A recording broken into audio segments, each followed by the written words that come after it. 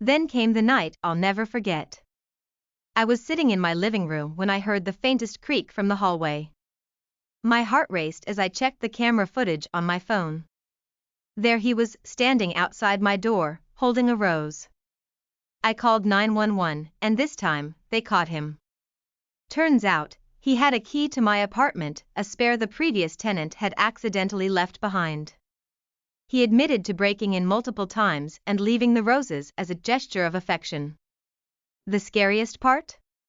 He had a notebook filled with detailed notes about my daily routine, what I wore, who I spoke to, even the meals I cooked.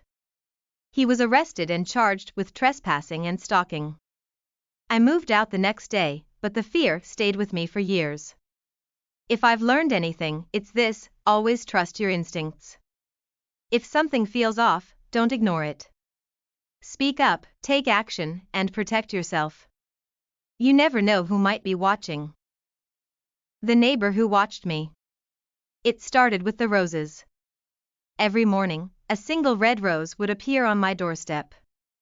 I thought it was sweet, maybe someone had a crush on me. But then it started to feel off.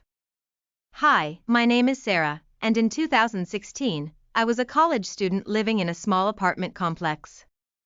It wasn't fancy, but it was home.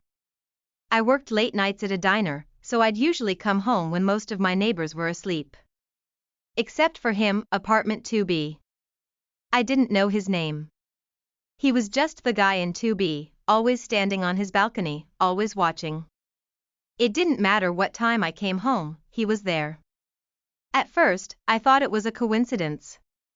But when the roses started showing up, I began to wonder. One night, I worked a double shift and got home later than usual.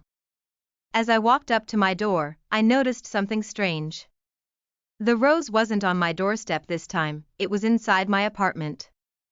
Sitting on my kitchen counter. My heart dropped. I knew I'd locked the door. I ran outside and called the police.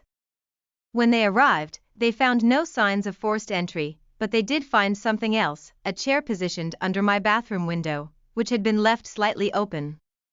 The next few days were a blur of fear.